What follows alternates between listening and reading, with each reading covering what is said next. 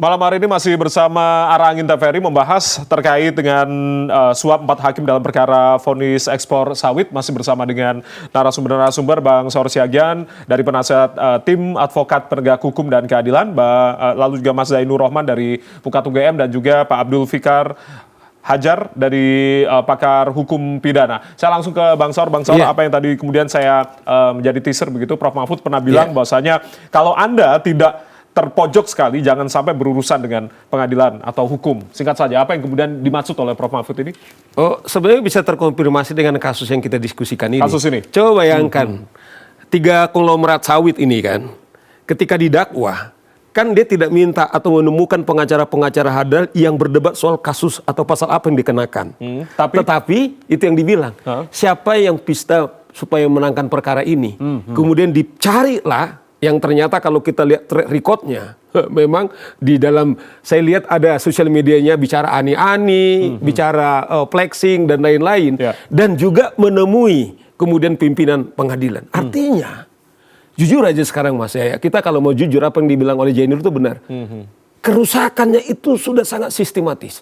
Jadi kadang-kadang orang, misalnya beginilah, korporasi ini pasti tidak juga tega kita baru dari awal mereka ini jahat. Karena apa? Pasti banyak juga mereka kemudian merekrut tenaga kerja, memberikan pajak ke negara. Tetapi pertanyaannya adalah, mengapa ketika mereka bersinggungan dengan pengadilan, tidak seperti dibilang Jainur tadi, dicari orang yang handal berdebat soal kasus yang didakwakan. Tetapi yang dicari adalah siapa yang bisa menyuap. Artinya adalah kadang-kadang gini loh Mas Jainur. Kalau kita ketemu klien, dia bilang, kenal nggak polisi ini? Kenal nggak dengan jaksa ini? Kenal nggak dengan hakim ini? Bukan dibilang siapa yang jago, misalnya kalau dakwa pasal katakanlah dengan dakwaan misalnya katakanlah kejahatan seperti ini. Tetapi yang diminta adalah seperti tadi Jainur bilang, siapa yang bisa melobi. Nah oleh karena itu menurut saya, misalnya gini lah, toh kita harus, pengadilan kita kan tetap jalan. Ya, Mas Jaya, misalnya katakanlah misalnya dalam rilis juru bicara Mahkamah Agung, kami sudah 5 lapis gitu loh ya. Tetapi itu kan semu. Ya kan, kalau memang kita bicara eksternal, saya kira sudah saatnya dalam kondisi yang sangat darurat ini, kemudian pengawasan jaksa, pengawasan daripada Mahkamah Agung sebagai benteng keadilan, mereka proaktif. Misalnya begini, kalau jujur ya, kecuali udah semua melakukan yang sama. Kan setiap hakim ini, misalnya Hakim Agung ini, kita tahulah berapa lama di Hakim Agung. Tetapi kalau ada satgas yang mengawasi perilakunya, tentang misalnya kecurigaan tentang pendapatannya, kemudian dipanggil. Coba, bagaimana Anda bisa dapat seperti ini? Kalau enggak, mereka kooperatif. Apakah melaporkan ke KPK, kemudian mereka menghukum sebesar-besarnya dan mereka memberikan teladan bahwa kami betul-betul mau berubah. Tapi tidak sebaliknya. Coba bayangkan, saya melihat apa yang dilakukan oleh jaksa, mendisplay tentang barang bukti, yaitu di kejaksaan, yang kelihatannya kita seperti pergi ke pameran, berharap bahwa media tetap kemudian memelihara ini atau mengawasi ini. Kalau tidak, apa yang dilakukan oleh 3 hakim ini yang saya bilang, salah satu ketua majelisnya baru 3 minggu yang lalu dapat disertasi soal juga korupsi, ternyata dia juga melakukan yang sama. Artinya bukan tidak mungkin juga kalau kawan-kawannya tanpa pengawasan, terlebih pers misalnya, ini juga akan menguap juga, atau mungkin mereka akan korps rame-rame, karena ini kan yang kadang-kadang kalau orang bilang itu karena pengembangan. Tetapi yang ditemui misalnya pengawas Mahkamah Agung di mana selama ini, sehingga betul-betul kepercayaan publik sebagai benteng keadilan yang terakhir. Karena apa? Memang betul awalnya itu yang rusak daripada advokat jaksa. Tetapi kalau hakimnya masih benar, Mas Jaya, harapan kita masih ada. Dan yang kedua seperti dibilang Bang Fikar, betul. Memang dari awal kawan-kawan Hakim Agung ini tidak mau dari awal mereka dipermuliakan. Misalnya KY waktu itu pengawasannya cukup kuat, termasuk juga tentang putusan-putusan mereka. Mereka yang melakukan judicial review untuk menyunat peranan daripada KY, sehingga seperti ini yang terjadi. Supaya apa? Supaya mereka tidak bisa diawasi. Nah oke lah, itu soal pengawasan eksternal.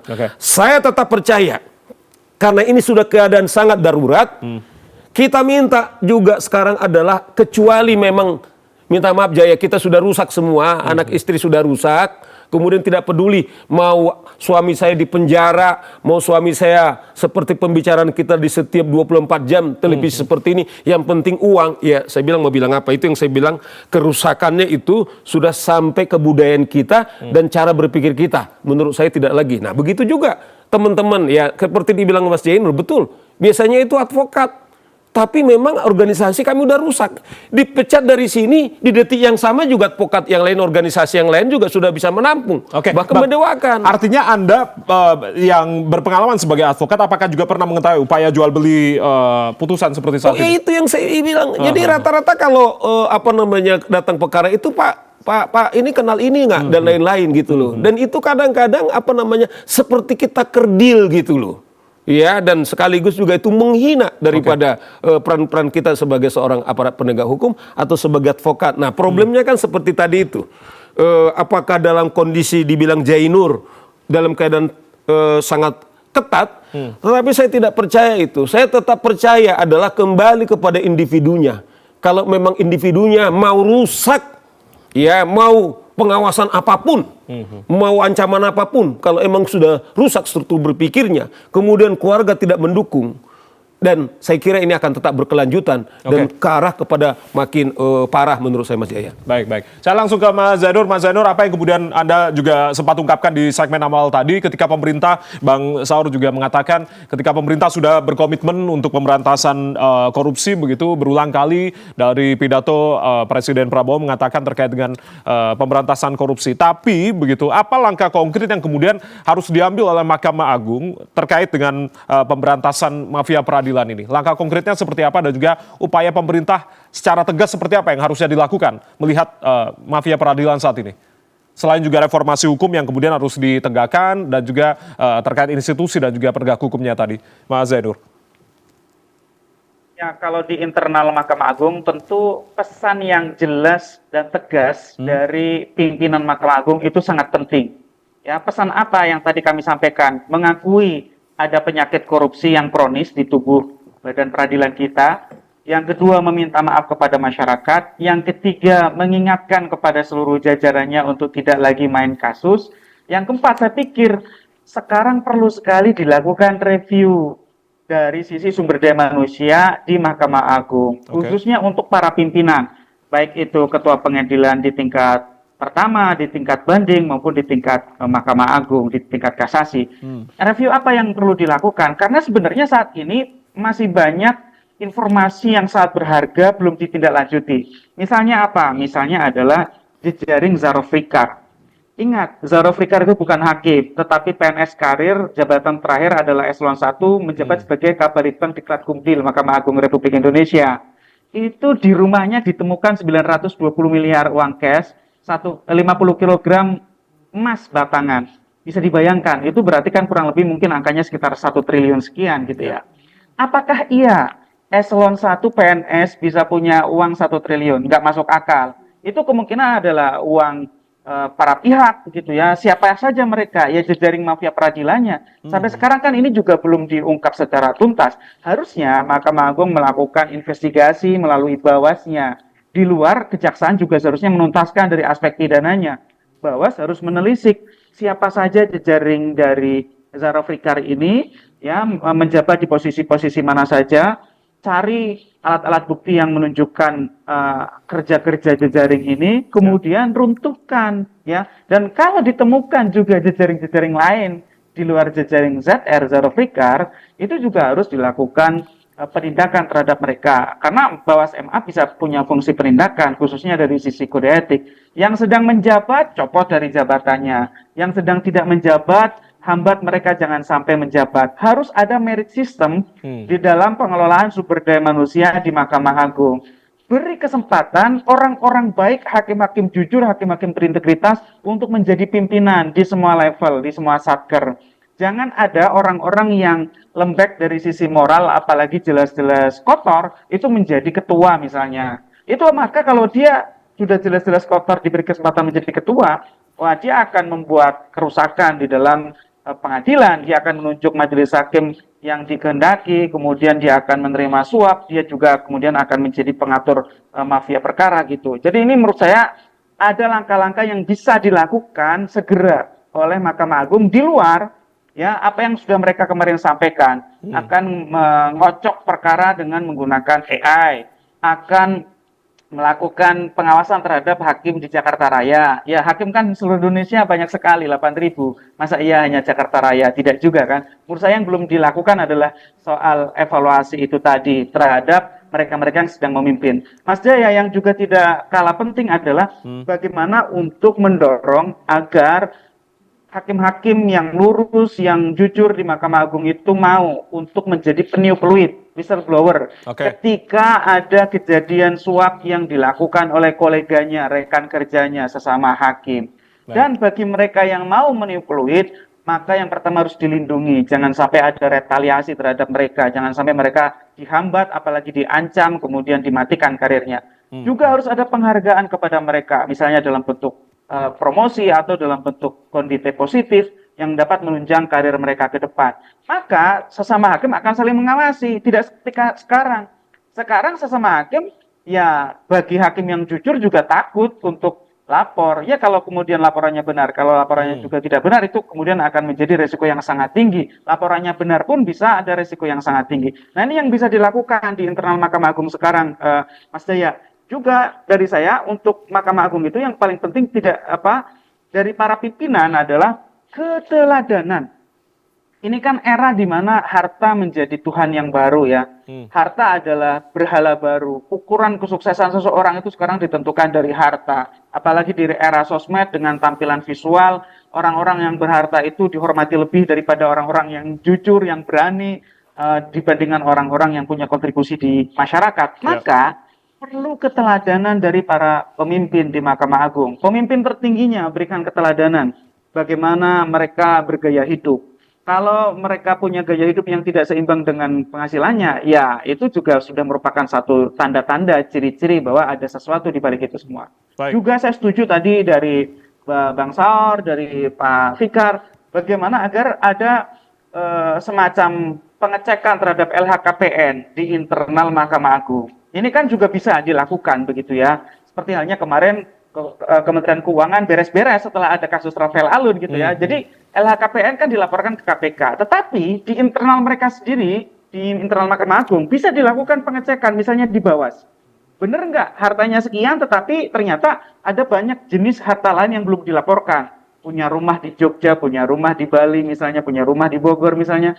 Hartanya masih banyak yang belum dilaporkan. Itu sudah merupakan satu ciri-ciri bahwa ada harta yang disembunyikan. Harta yang disembunyikan tidak jauh-jauh dari harta hasil kejahatan gitu. Mungkin LHKPN-nya lapor, tapi kebenaran isi LHKPN-nya itu belum tentu bisa dijamin. Nah, ini tugas dari Bawas untuk menggunakan lifestyle pendekatan lifestyle untuk meneliti apakah seseorang itu potensi melakukan korupsi atau tidak. Nah, yang kedua adalah dari sisi negara, Bang Jaya.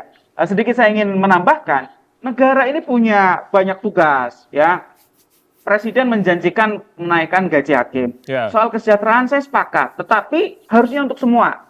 Saya tidak sepakat kalau hanya untuk hakim saja. Saya sepakat jaksa dan polisi itu juga perlulah diperbaiki kesejahteraannya. Ya sesuai dengan kemampuan negara secara bertahap, tetapi harus menunjukkan etikat baik.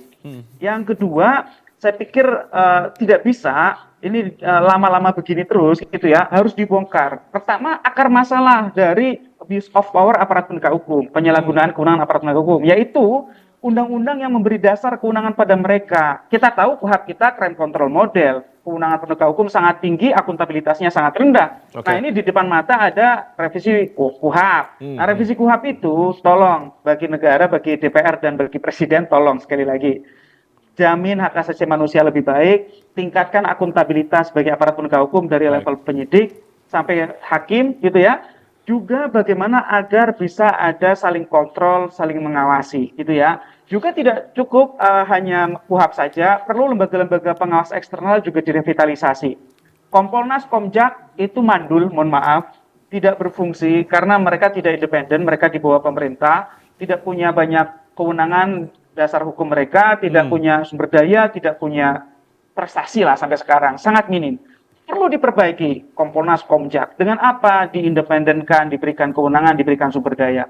Komisi Yudisial, nah ini barang yang dari dulu kita selalu dalam tanda kutip selalu kalah dan tergerus. Komisi Yudisial itu constitutional body, diatur dalam Undang-Undang Dasar. Tapi Mas Jaya, KY itu seperti tadi dibilang Pak Fikar, kewenangannya itu hanya di level penegakan etik. Oke. Ada desain lain, KY Ya. sebagai administrator badan peradilan yang tidak hanya sekadar untuk mengawasi. Kalau hanya mengawasi maka redundan dengan Bawas.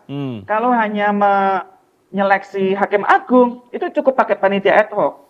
KY bisa difungsikan sebagai administrator dari badan peradilan kita. Baik. Yang juga kalau misalnya tadi saya sampaikan bisa diberikan fungsi untuk meneliti LHKPN dari para hakim, bisa diberikan fungsi untuk melakukan pendidikan bagi para hakim sehingga bisa timbul nilai-nilai integritas yang baik, juga sebagai fungsi pengawas. Nah, ini menurut saya perlu politik hukum dari negara. Kenapa? Karena tidak cukup sepertinya pakai undang-undang saja. Selalu kalah di MK. Ini sepertinya juga nanti perlu dipikirkan. Oke lah, di depan kalau misalnya mau pakai undang-undang dulu, revisi undang-undang KY itu juga bagus. Tapi ke depan kalau ada amandemen undang-undang dasar, sepertinya Komisi Yudisial ini juga perlu untuk dipikirkan dengan diredesain kembali agar tidak sekadar bertugas untuk menegakkan kode etik. Baik. Dan yang kedua menjadi panitia untuk seleksi hakim agung. Oke. Jadi ini masih banyak pekerjaan dari pemerintah, Mas Jaya, yaitu secara garis besar adalah reformasi penegakan hukum.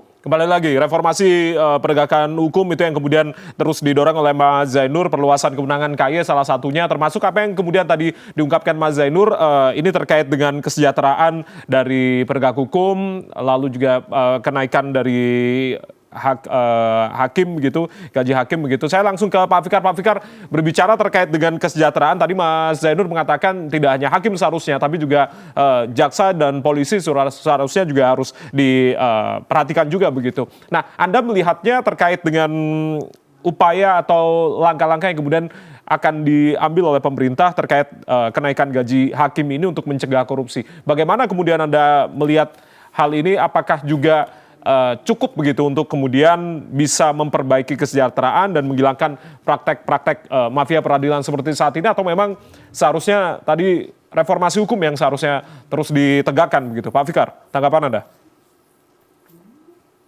Saya kira berapapun kenaikan ya pendapatan para penegak hukum ini itu tidak akan mempengaruhi sikapnya ketika dia menjalankan kekuasaannya. Nah, karena itu yang paling penting. Sebenarnya kan sudah ada secara tadi saya bilang secara sistem itu sudah ada upaya, ada KY, ada hakim ad hoc gitu ya untuk mengawasi itu. Ya, tapi semua akhirnya terjebak pada kerutinan, akhirnya ya jalan berulang-ulang yang terjadi seperti ini. Nah, karena itu ke depan kalau menurut saya lebih ditekankan pada manusianya gitu. Ya, pada manusianya. Yang pertama bagaimana ketika seorang hakim atau penegak hukum lain pun begitu dia melakukan kesalahan yang ada kaitannya dengan penyalahgunaan kewenangannya, itu hukum yang paling berat.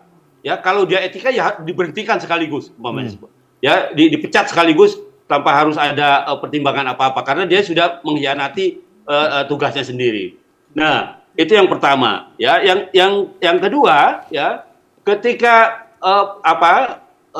harus diperbaiki pola rekrutmen dan pola pendidikannya gitu ya, sehingga ditanamkan kepada para hakim yang baru nanti atau hakim yang akan datang ya, bahwa mereka itu sebenarnya bekerja untuk negara, bekerja untuk bangsa, untuk mengabdi kepada masyarakatnya gitu ya, bahwa mereka ada kesejahteraan yang diperhatikan. Saya kira negara juga mengikuti ya, negara, DPR semua juga aspiratif akan mengikuti semua kenaikan setiap tahun, kemudian ada perkembangan ini dan itu ada gitu. Nah, itu yang menurut saya juga harus ditekankan juga di situ. Kemudian yang lainnya adalah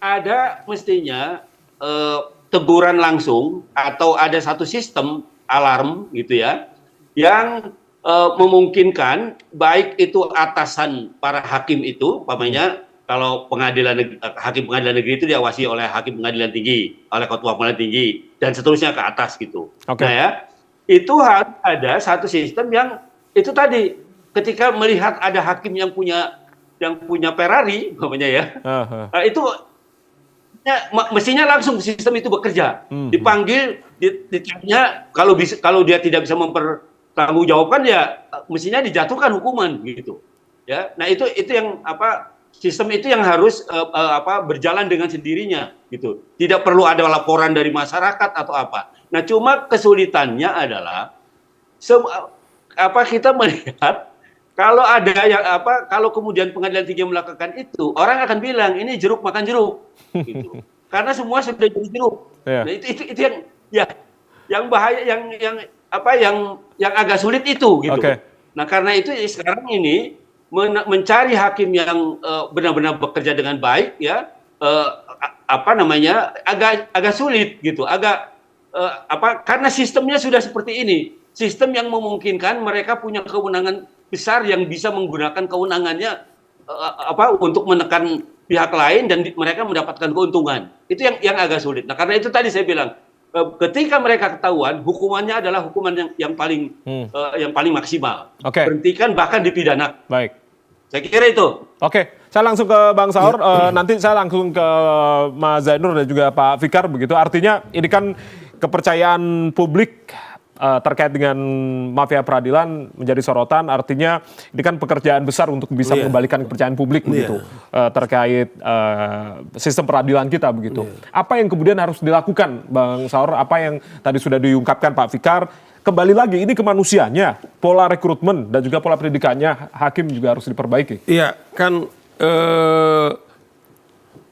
sebenarnya kan hakim ini ketika membaca atau membuat putusan kan, yang membaca itu kan bukan kepalanya, minta maaf, bukan tangannya, bukan kakinya, tetapi adalah otak dan hatinya.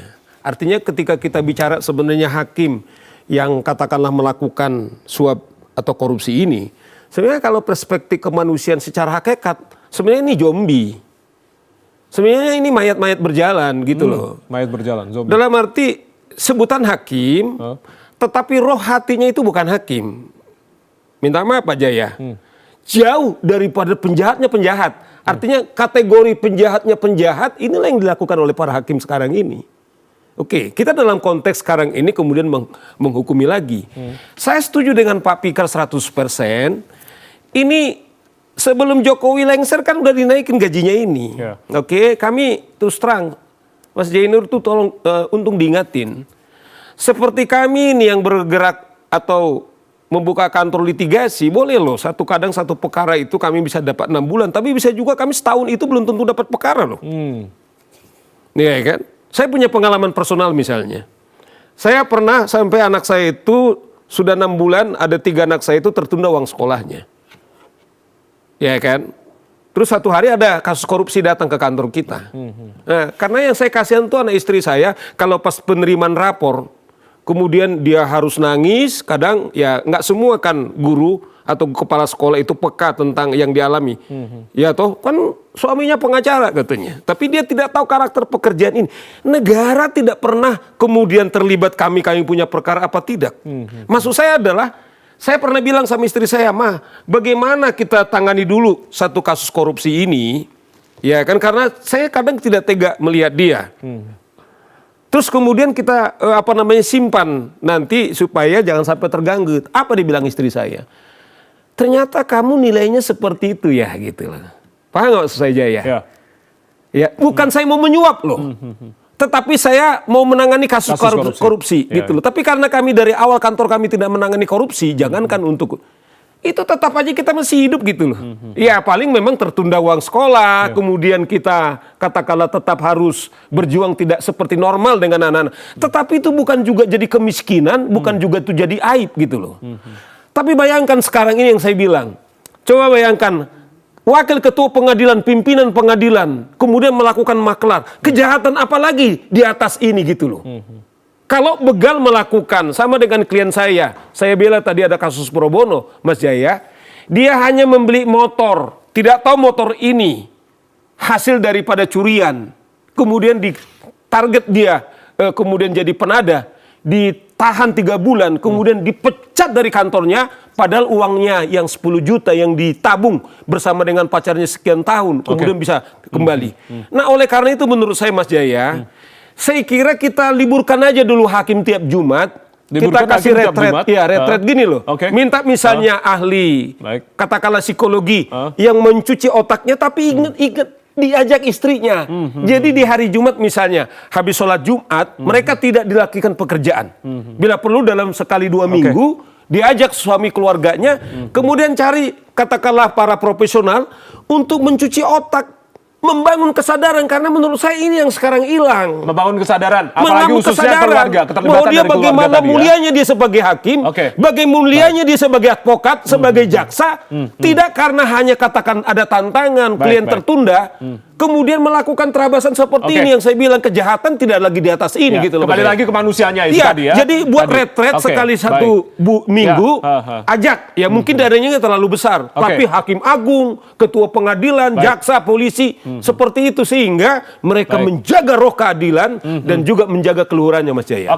Karena waktu kita singkat, saya minta tanggapan singkat dari Mas Zainur dan juga Pak Fikar. Ketika sistem peradilan kita bobrok, artinya apa yang kemudian harus kita perbaiki selain reformasi hukum? Silakan Mas Zainur terlebih dahulu. Singkat saja, Mas. Ya, singkat saja ya, perbaikan kesejahteraan itu untuk semua aparat penegak hukum ya. Hakim itu saat ini posisinya terbaik dia kesejahteraannya.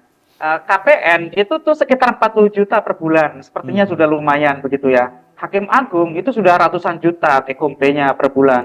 Tetapi ya memang untuk penyidik dan JPU itu masih jauh dari itu. Sehingga ya saya pro kesejahteraan terhadap aparat penegak hukum. Negara harus menunjukkan keberpihakannya, menaikkan sesuai dengan kemampuan negara secara bertahap. Untuk apa? Untuk meningkatkan resiko. Kalau dia main perkara, maka dia nanti selain dipidana juga akan kehilangan penghasilan yang tinggi. Itu untuk menaikkan risiko. Yang kedua menurut saya ini sudah sangat rusak lah, terjadi di semua sektor begitu ya. Tadi Bang Saur mengatakan untuk advokat misalnya, ini perlu duduk bersama-sama ya dunia advokat juga dengan pemerintah, dengan DPR ke depan agar bisa diperbaiki dunia advokat kita. Karena advokat itu sangat penting untuk mengimbangi power dari negara gitu ya, sehingga advokat ini harus disehatkan kembali. Sekarang dengan multibar tanpa ada standar profesionalisme dan etik yang jelas, kata Bang Saur tadi disanksi di organisasi advokat A, loncat ke B, loncat lagi ke C gitu ya. Ini tidak boleh dibiarkan begini terus. Negara perlu untuk membuat keputusan politik agar ke depan bisa diperbaiki. Nah, yang terakhir dari saya, singkat saja Bang. Ini sekali lagi, memang kata kuncinya tidak bisa keluar dari reformasi penegakan hukum. Selama 5 tahun ini harus jadi program dari Presiden Prabowo. Tidak mungkin pemberantasan korupsi berhasil kalau korupsi di institusi penegak hukum itu tidak diberantas. Sapunya dulu harus bersih. Tidak mungkin korupsi di birokrasi, di politik, di korporasi itu bisa hilang. Kalau ternyata aparat penegak hukum harganya murah.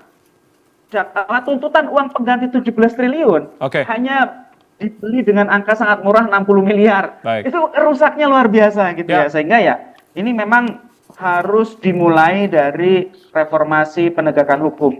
Dari situlah baru bisa pemberantasan korupsi punya harapan bisa meluas di sektor birokrasi, di sektor korporasi maupun di sektor politik. Reformasi penegakan hukum ya, Mas Zainur ya, itu yang kemudian didorong. Pak Fikar, singkat saja Pak, terkait dengan perbaikan sistem dan juga mengembalikan kepercayaan publik terhadap sistem peradilan kita.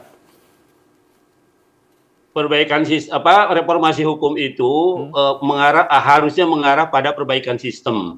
Perbaikan sistem di peradilan itu lebih ditujukan pada sistem pengawasan sebenarnya, ya.